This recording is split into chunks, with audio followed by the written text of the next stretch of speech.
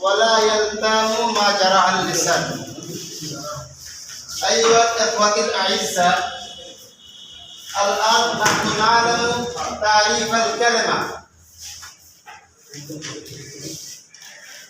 يقال الكلمة لفظ أتي بمعنى مفرد أو مفردا أو مفرد.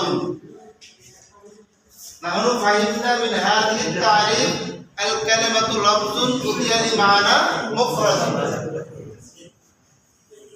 أنتم تعلمون أن الكلمة ثلاثة أقسام، أي اسم، فعل، حرف. اسم وفعل وحرف. الآن أبين أمامكم تعريف الاسم والفعل والحرف. تعريف الاسم: اسم لفظ الاسم مشتق من سمب. تعريف الاسم: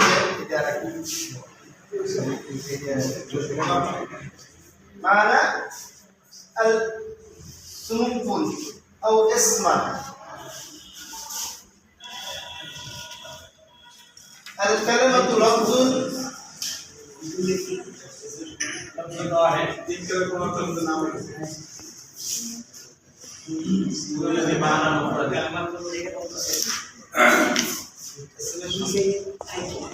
الاسم كلمة تدل على معنى مقترن بأحد الأسماء الثلاثة، يعني ماضي، حال، واستقبال.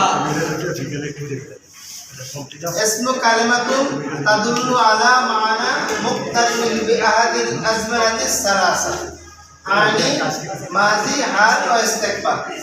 অর্থাৎ এসএম যে তিন কালে অতীত, বর্তমান, ভবিষ্যৎ কালের সাথে মিলন ছাড়া নিজের অর্থ প্রকাশ করতে পারে। আর মাসালান গায়রে মুক্তারিন, মাসালান আহমদ। ফাহিমনা আহমদ হুয়া লা ইয়াতাআল্লাকু মাজি, হাল ওয়া ইস্তেকবাল। هكذا الفعل لفظ، الفعل كلمة تدل على معنى مقترن بأحد الأزمنة الثلاثة، يعني ماضي، حال واستقبال। যে নিজের অর্থকে বশ করতে পারে তবে অতীত তিন কালে, অতীত, বর্তমান, ভবিষ্যৎ এর কোনো একটার সাথে সে মিলিত হয়। মাসালান যারাবা আও ইয়ানফুরু, প্রহার করলো, একটা কাজ করেছে অতীতে, অথবা ইয়ানফুরু সাহায্য করবে ভবিষ্যৎ। তো ফাহিমনা আল ফাইল কালিমাতুন তাদুল্লু আলা মানা মুক্তারিন বিআহাদিল আযনাতিস সালাসা, يعني الماضي، حال واستقبال. ايوه الحرف كلمة تدل لا تدل على معنى نفسها بل يدل معنى غيرها। যে নিজের অর্থ নিজে প্রকাশ করতে পারে না, এগুলো অ্যাজ লাইক অ্যাজ প্রিপজিশন, প্রিপজিশনের মতো অন্যের অর্থ প্রকাশে সহযোগিতা করে। হিনামা তাকুলু মিন ইলা, এর কোনো অর্থ হয় না। হিনামা তাকুলু সাফারতু,